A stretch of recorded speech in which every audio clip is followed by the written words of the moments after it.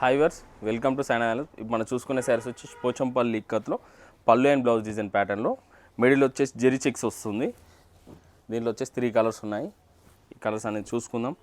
Navy blue with red colour combination, baby pink with navy blue colour combination and sea green with pink colour కాంబినేషన్లో వచ్చిందండి శారీ వచ్చేసి.